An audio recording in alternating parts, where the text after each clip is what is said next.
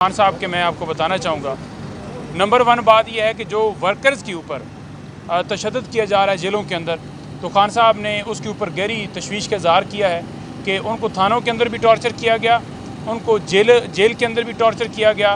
तो उनके साथ जो किया जा रहा है ये गैर इंसानी सलूक है। इसी तरह मिलिट्री कस्टडी के अंदर भी हसन न्याजी, हैदर मजीद और दीगर जितने लोग वहाँ पर उन्होंने वो कैद तो नहीं कहेंगे, अगवा कहेंगे, रखे हुए हैं, उनके ऊपर भी टॉर्चर किया गया।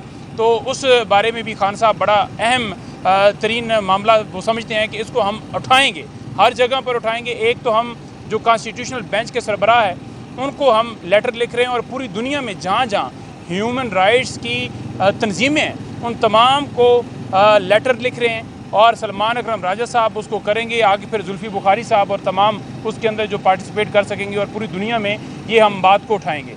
दूसरी जो बात खान साहब ने की इस सज़ा के बाद, मैंने उन्हें बताया कि कुछ लोग कह रहे थे कि आप तो बड़ा वहाँ पर जो है परेशान हो गए थे, आपके जो है वो बड़े चेहरे के ऊपर बड़े अजीब तासरात थे। तो खान साहब मुस्कुराए तो उन्होंने कहा कि मैं पहले जितनी सज़ाएँ दी गई हैं मैं तो पहले भी मुस्कुराता रहा हूँ और ये सज़ा दी गई है, मुझे तो पहले से पता था कि ये सज़ा है। तो खान साहब बिल्कुल नॉर्मल थे पहले भी और आज भी, और उन्होंने ये कहा कि जो बंदा ईमान वाला होता है ना वो कभी झुकता नहीं है, जो बंदा ईमान नहीं रखता वो झुकता है। और हजूर अकरम सल्लल्लाहु अलैहि वसल्लम की उन्होंने बात की, उन्होंने कहा कि उन्होंने सारी ज़िंदगी वो हक़ के सामने खड़े रहे, वो डटे रहे और यही वजह हुई कि वो दुनिया के अजीम इंसान बने। तो इंशाअल्लाह ताला उन्होंने कहा कि आपका कप्तान डटा हुआ है, कभी नहीं झुकेगा और ना ही अपनी कौम को झुकने देगा।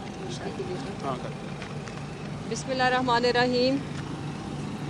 जैसा कि नईम ने बात की, लेकिन मैं थोड़ी सी बात करना चाहूँगी बुशरा बीबी के बारे में। बुशरा बीबी के ख़िलाफ़ जिस तरह से ये जो बौने, ये जो ज़मीन के अंदर गड़ी हुई ये जो एक टोला है, जिस तरह से इन्होंने पहले उनकी किरदार कुशी, प्रोपेगंडा, झूठे केसेस बना बना के जब ये नहीं थके, ना हक उन्हें इन्होंने कैद में रख के जब ये नहीं थके, तो फिर इन्होंने प्रोपेगंडा मशीन ऑन की कि जी वो तो बाहर डील करके आई हैं, और फिर जिस तरह से कीचड़ उछाला गया आप सब ने देखा। मैं पूरी कौम के आगे और स्पेशली पाकिस्तान तहरीक इंसाफ के वो वोटर सपोर्टर जो खान साहब से मोहब्बत करते हैं, याद रखें कि मैंने बीबी से ज़्यादा वफ़ादार खान साहब का किसी को नहीं देखा। मैं इसकी गवाह हूँ। जब खान साहब ने लॉन्ग मार्च अनाउंस किया था लाहौर से, तो फिर उस वक्त 9 मई तक हम हर वक्त साए की तरह खान साहब के साथ थे। तो जितने भी मफरूज़े बनाए गए, आंखों देखा हाल मैं आपको बता रही हूँ एक गवाह की हैसियत से, कि किसी तरह की उनकी पॉलिटिक्स के अंदर कोई अमल दखल नहीं था। वो सिर्फ़ और सिर्फ खान साहब की एक वो वफ़ादार बीवी जो दुआ गो होती है। इबादत करना कोई गुनाह तो नहीं है, सदका खैरात करना कोई गुनाह तो नहीं है।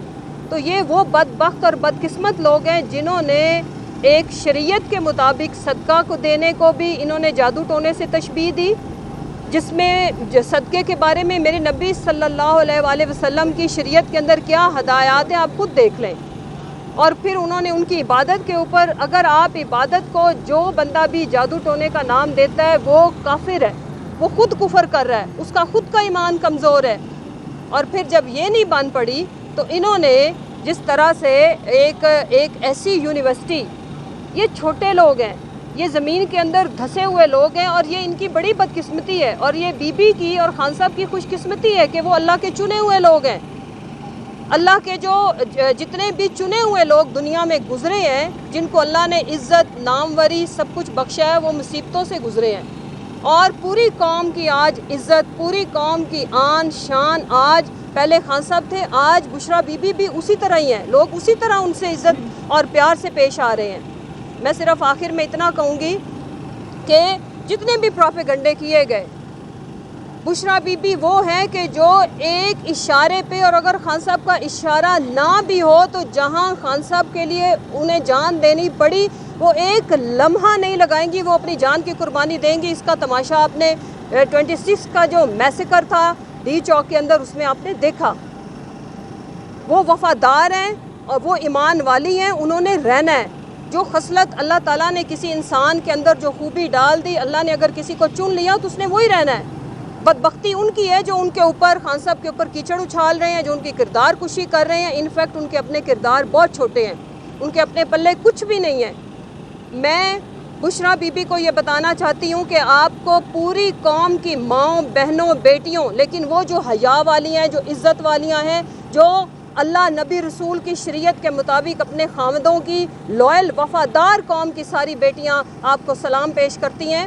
اور آج آپ نے یہ جو عزت اور یہ جو شان اور یہ جو مرتبہ آپ نے حاصل کیا ہے، اس میں آپ کی بے پناہ قربانیاں ہیں کہ آپ نے نہ سیاست کی، نہ آپ کے پاس کوئی عہدہ، اس کے باوجود اگر آج آپ قید و بند کی صحبتیں کاٹ رہی ہیں تو پوری قوم ہم آپ کے ساتھ ہیں. ہم اس وجہ سے ساتھ ہیں کہ خان صاحب ہماری عزت ہے اور ان کی عزت ہماری عزت ہے. تو اگر کبھی میری اپیل ہے اپنے پی ٹی آئی کے جو لوئل کارکنان ہیں، جو معصوم ہیں، جب کبھی کوئی پروپیگنڈا مشینز آن ہوتی ہیں تو پھر اس میں کچھ ہمارے ان کی بدنیتی نہیں ہوتی، انہیں پتہ نہیں ہوتا، لیکن کچھ لوگ اس پروپیگنڈا کا انجانے میں حصہ بنتے ہیں. تو خدارا اپنے اندر بھی کالی بھیڑوں کو پہچانے.